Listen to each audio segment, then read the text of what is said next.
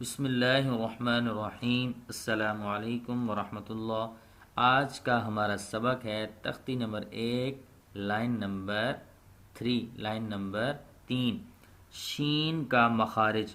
شین اور جیم ان دونوں کا مخرج ایک ہی ہے، زبان کا درمیان اور بالمقابل اوپر کا تالو، اس سے شین اور جیم ادا ہوتی ہے۔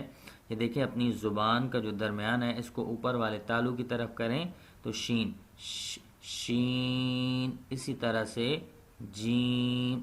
آگے ہے صاد۔ اب صاد زبان کی نوک اور اوپر نیچے کے دونوں دانت یہ جب آپس میں ملیں تو اس سے صاد ادا ہوتا ہے۔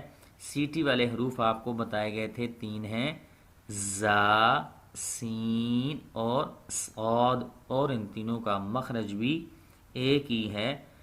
آگے ہے غاد۔ یہ اس کا مخرج کیا ہے؟ زبان کی کروٹ، ٹھیک ہے، زبان کی کروٹ اور اوپر کی 5 داڑیں، ان کے ساتھ یہ زبان کی کروٹ جب ٹکرائے چاہے دائیں طرف چاہے بائیں طرف تو اس سے غاد ادا ہوتا ہے۔ اسی طرح آگے ہے طا، زبان کی نوک، ثنایا علیا کی جڑ۔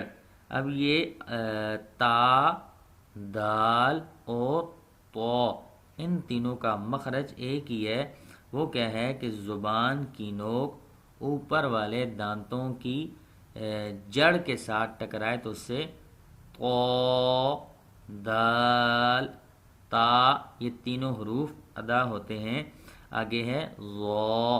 غا چونکہ نرم حروف میں سے ہے تو نرم حروف 3 ہیں، ثا، ذال اور غا، ان تینوں کا مخرج ایک ہی ہے۔ زبان کی نوک اوپر والے جو دانت ہیں ان کے سرے کے ساتھ ٹکرائے تو اس سے غا ادا ہوتا ہے، غا غا، ٹھیک ہے، ان تینوں کا مخرج ایک ہی ہے۔ آگے ہے عین۔ زبان کا حلق کا درمیانی حصہ، وسط حلق، حلق کے درمیانہ جو حصہ ہے وہاں سے عین ادا ہوتی ہے۔ اب ان کو پڑھیں گے کیسے؟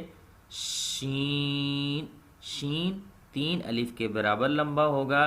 صاد، یہ حروف قلقلہ میں سے ہے، آخر میں دال کی آواز نکلے گی، 3 الف کے برابر لمبا ہوگا۔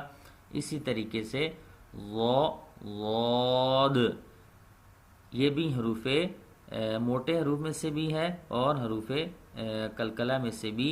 اور اسی طرح آگے ہے طا، 2 الف کے برابر لمبا، غا اس کو بھی 2 الف کے برابر لمبا کریں گے، اور آخر میں عین 3 الف کے برابر۔ آج کا ہمارا یہی سبق ہے۔